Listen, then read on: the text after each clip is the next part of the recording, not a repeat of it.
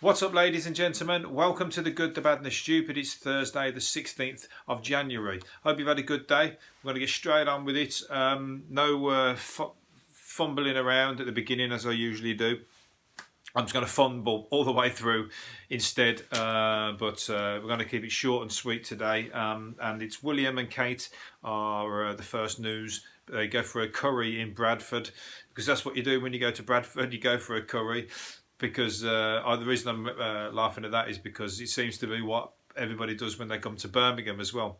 It's the land of the great curry houses, basically. Birmingham's got tons of fucking brilliant Indian restaurants.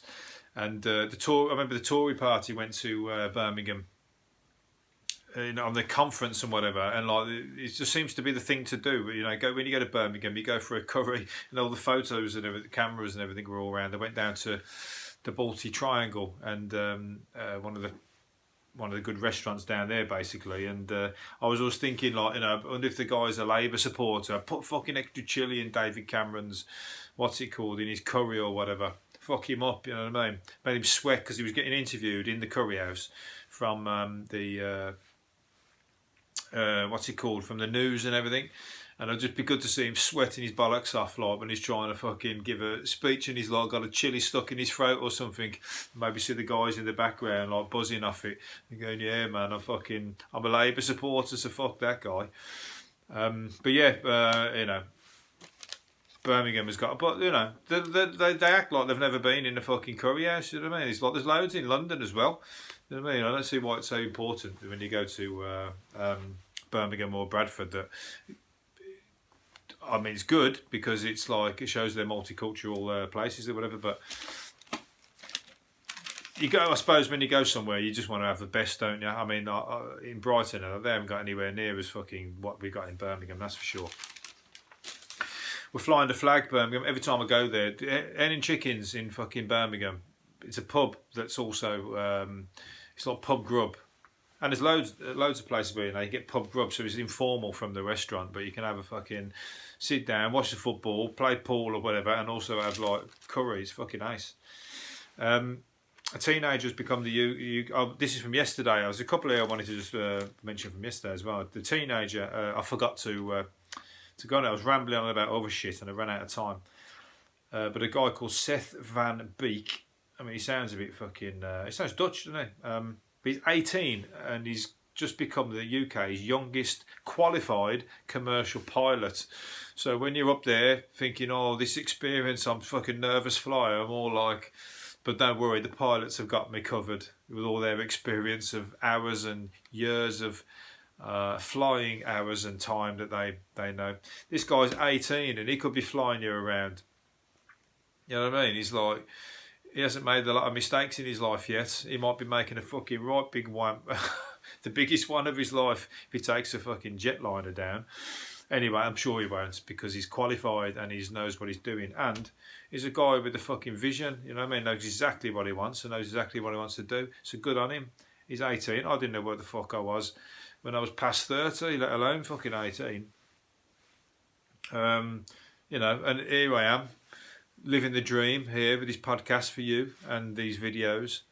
Oh yes, that's what I was fucking aiming for in life. But this guy's going to be 85 and his mum paid for it for him. His mum sold her house to pay the £85,000 for 18 months of training and 150 hours in the air at the aviation school in Greece. So he's paid her back by passing because...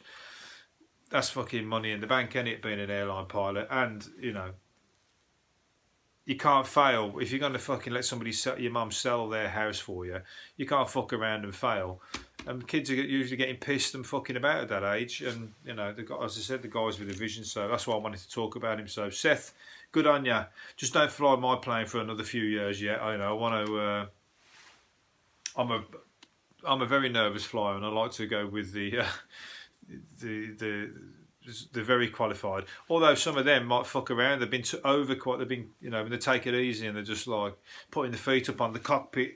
There's a guy, I'm probably going to get it come up somewhere along here, but there's a guy who was delayed his flight because he didn't have a coffee lid for his coffee So he's like, you know, I fucking deserve, I want to take this coffee with me, and there's no coffee lid, so I can't take off until I get that sorted, because I need my creature comforts in the cockpit. Fuck the passengers. So, you know, at least he's going to be like all for customers, you know, getting everything right. Whereas the old ones who've been doing it for ages, they're like, oh, fuck it, you know what I mean? I'm the man here, I'm flying the plane. And they've got the feet up on the cockpit, snoozing, reading the paper. You know, what's going on up there, dear? But as I said, the guy, I don't know what the flight was, but you delayed because the guy didn't have a lid for his coffee cup. It's good to have that fucking sense of importance about you. Fuck them. They've only paid £50 a fucking flight, whoever they are. Anyway, and another one from yesterday, Simon Cowell. Just wanted to mention his dog names because he's walking his dogs along the beach in Barbados, and he's looked like he's fucking having a cow there because of the dog does a shit. You're walking 3 dogs, and he's panicking because the dog's done a shit, and he doesn't know how to pick it up by the looks of it. So it's like someone's come and helped him pick up the dog shit. It's only a little terrier as well. You know, I don't have a dog because I don't want to pick up dog shit, but you've got 3. So you better get with the fucking programme, ain't you? I know you're rich, but fuck me. And his dogs are called Squiddly Diddly and Freddy. Squiddly Diddly. And then his dog called Diddly. Did-a-doo-doo. That's the news of that one from yesterday. And he needed assistance with picking it up. So I told you, people with their little mini dogs like that, they're usually the wives or the girlfriends, aren't they? They buy them like thinking they're getting them a nice present. You know, doing the girls all like doe-eyed and going, oh, thanks, mate, it's the best thing ever. All of a sudden, you're walking it and fucking picking up its shit, and you're like a big manly man. Although Simon's looking very slim there, but you're a big manly man, and you're like, you know, you look like you belong with a Rottweiler or something, and you're walking his little dog, and you're like, bollocks, why did I do that? I'm fucking stupid. I didn't think ahead. Think about what's coming, and it's coming to you. You know, next thing you know, she's finishing with you because you've arguing over the dog. She takes the dog, and you're the one out on you know, bin bagged, walking down the road like David Banner, going, "Fuck, what happened?" Shit. I was trying to do a fucking, you know, trying to please her. Bloodthirsty hunters and tourists can shoot a deer in the UK for £70.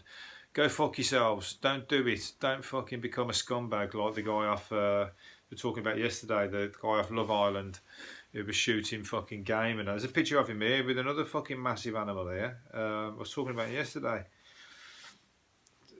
Idiots in the fucking world, aren't they? You know what I mean? Just fucking get a buzz out of shooting fucking animals.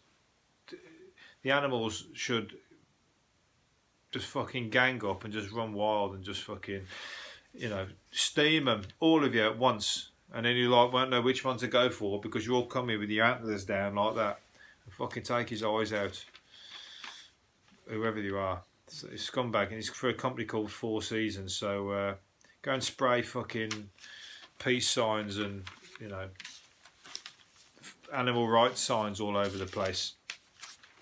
I don't like that. I don't like people who fucking get a buzz out of fucking shooting animals dead. The kind of people. There's a guy in the paper yesterday who said that his dog pissed him off, so he made it bathe in a bath of bleach and then battered it with a fucking bat or something or other.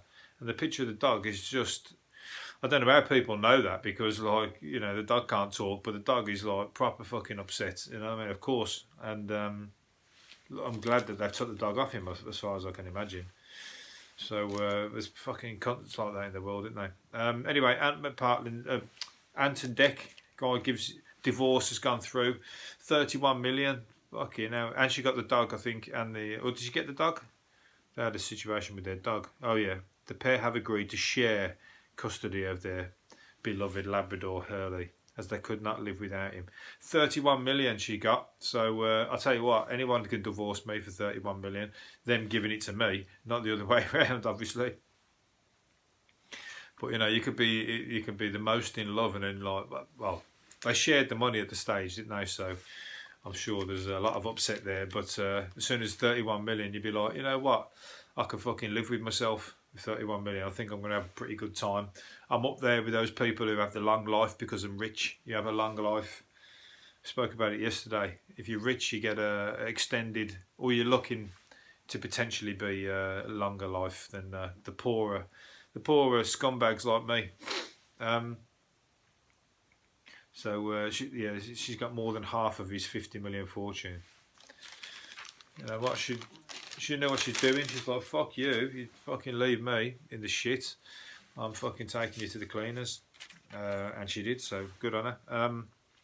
Nude sunbather Chris Key sent his, this guy, a guy sent his girlfriend, sent his mum, beg your pardon, a photo of his apartment. What's he showing?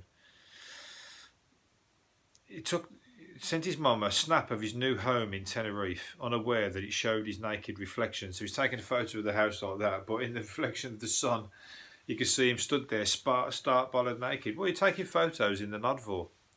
That's a bit strange, isn't it? You wonder whether he actually did it on purpose. But anyway, the reflection of the glass coming back, or maybe took one for his sexual antics and he sent the wrong one to his mum. But anyway, looks like a nice pad. But they've covered the photo up here with the sombrero hat. So anyway, she said she's seen it all before, just not for a while. Yeah, your mum don't want to see that at the fucking. How old is he? 40s or something. 40 years old. His mum doesn't want to see that, I'm afraid. But there you go. Watch out. Don't take photos in the nod and send them to your mum. Don't take photos. If any photo that you've taken naked, don't send that to your mum, just in case there's something something untoward happens. Anyway, Boris Johnson's bunga loan hasn't happened. Nobody's going to be fucking bunging the Big Ben for Brexit, because he's fucking cheekily asked people to raise the money, and his twatty sidekick, what's his name, Mark Francois, try and get him. Yeah, come on, dig your hands in your pockets and fucking let's get it together. And Nigel Farage is saying it as well. I wonder how much money they're putting in. I bet fuck all is what I bet. And who's the other guy? The tall guy with the glasses. He was going, I don't understand. It's like bad sport because the Parliament have said they wouldn't take the money even if they raised it. And Jacob Rees-Mogg saying that's really bad sport if people want to pay for it and whatever. Well, you 3 or 4 alone could pay that, and it wouldn't even fucking, you know, it wouldn't bother your bank accounts in the slightest. But you ain't paying. You're going, everybody else pay. Everybody else in the country, you all pay. Punk some money in, and we'll do a bung on the fucking Brexit. Them fuckers ain't doing it. Don't be a sucker. No, let them fucking. They're rich, man. Let them pay. That's why rich people have longer lives, because they get the fucking poor to do all the dirty work for them. No chance. You can fucking stick your bungalow up your ass and fucking bung off, is what I say. You know, Brexit's, you know, do something else. Why don't you get everybody come to the country to pay? If you want to market with something, pay for something for the people. Don't get the people to pay for it. They've already fucking give you what you wanted and let you vote it out and give you a deal and whatever else, what's going on. Anyway, bosses are told to crack down on rude office jokes. Equality chiefs are stepping up on their war on pub banter at work. The company bosses' jokes you might hear in the boozer, but can amount to sexual harassment in the workplace. That's where the crossover, isn't it? Like with the office party, when you're chatting to people, all the wrong kind of people, and you get a couple of drinks and you think, oh, we're getting on like mates now. And you start telling them some of your stories and everything. Next thing you know, you're waking up with a bad head and you're going, oh shit, man, I've told my supervisor, like talking about shagging and all that kind of stuff, and you know, talking about people everybody talking about somebody they fancy at work or whatever else, can get you in all sorts of trouble. So they don't want that kind of stuff. I don't think even the people, you shouldn't want that kind of stuff at work yourself, because you're going to get yourself into trouble. Saying that though, it's a great, one good thing about working in an office is it's a great environment. You fucking have a right laugh. It's like an extension of being at school. When I went from school to working in an office, and great fun when you got the similar people of the same age group. The first job wasn't so much because it was just me and my mate, that age group. The rest were a bit older. So we were like, and I had no social skills. So by the time I got used to working on the phone, I was like fucking all shy and everything to start with. But when you're with people all of the same age, it is a crack. It's party atmosphere. There's like You know, it's like fucking 18 to 30, but in an office. That's why. But now they're trying to crack down on that. So your fun is about to end, I'm afraid. You're going to have to start behaving yourself at work. But never will people behave themselves at the work do. It just ain't going to happen. Where are we going with this anyway? Oh, yeah, this fucking chain of Italian restaurants has been fined 40 grand for serving up lobster that consisted mainly of white fish, potato starch, soy, and other ingredients. So they were pulling the wool on people's eyes. $14.95 they were charging for it, and it had just 70 pence worth of lobster in it. So they were fucking screwing people over. What they're called? Ask. Italian chain, yeah, Ask. The Italian chain, Ask. So there you go. Think twice before you go there. If they're going to do that on that dish, what do you think they're doing on all the rest? Calling it lobster, cheeky bastards. I don't eat it anyway, and I certainly don't fucking think you should boil lobsters alive. That's fucking alright. The scream, or is that the air? They're saying the air coming out of the shell. That might be what they're telling you. It could be fucking them screaming. But yeah, so there you go. I wonder what else they've got going on there. Probably they're ones serving up fucking mad cows and horse and shit like that, ain't they? Doing it on the cheap. Customers always wrong with people like that, so don't fucking give them any of your money. Where are we going? Nearly done. Getting there, we're getting there. A mountain rescue battled for 5 hours at the height of Storm Brendan to reach a guy who dialed 999, only to find he just had sore legs from walking too far. 16 volunteers scrambled after the man had said he'd been hurt on a path close to Ben Alder Cottage.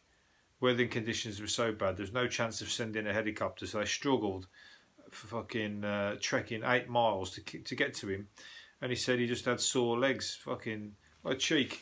He should have just gone in one of the cottages and fucking you know, tucked up for a while. They found him inside with 2 pals tucked up in his sleeping bag. Idiots like that fucking deserve to be fined, I think. Fine him. It was a 26-mile round trip on foot. I mean, what did he want them to take him back down?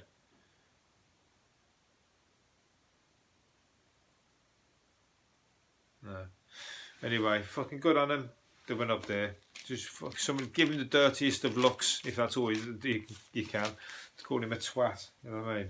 Some of your top swear words, no one's going to hear it up in the mountains. You can get away with that. Call him fucking every name under the sun. Good training, I suppose. That's about it. Love Island's been hit with the norovirus, so that's fucking not very sexy. That ain't, is it? They're all going, oh, like, you know, we're all coupling off, but I think fucking so and so's got the shits. They ain't good, no kind of fun. They'll have to turn the TV. Oh, if they all got it, you know, when the fucking norovirus, it spread when it goes on a. I remember we had that in the skis when it was on a ski season. There was like the apartment had about 20 people there. Everybody got it. I think I was the only one who fucking didn't. They all got it. Was having to disinfect the whole place. One guy went up skiing and he come back down about an hour later and he goes, shit myself. I've had to fucking come back down. His shit is like a ski suit and whatever. So look, what happens if everybody on Love Island gets it? They'll have to like fucking take it off air. But you're going to be no fun watching them all going, I feel like shit, and like I was throwing up and shit myself at the same time. Done both. They're giving no kind of good TV. So anyway, am I going to finish up on that one? Here it is. The RAF pilot delayed a flight to the Falklands. How long was the flight meant to be? I don't know. I reckon it's a long flight there, isn't it? He complained after he and his crew were offered hot drinks, but no lids to stop the spillages. So how was he going to? So well, he could at least just drink it quickly, but no, he had to delay the flight because he had no lids. So. There you go. During pre-flight cockpit preparation, the cabin supervisor informed me that no plastic lids for the hot drinks were provided by the caterer. Anyway, I've done that one earlier anyway, so let's finish up on one more thing. A bookshop was inundated with orders after revealing it had not made a sale for the first day in 100 years. And all of a sudden, somebody shared it. A book, an author saw it and shared it, went to his 2 million followers.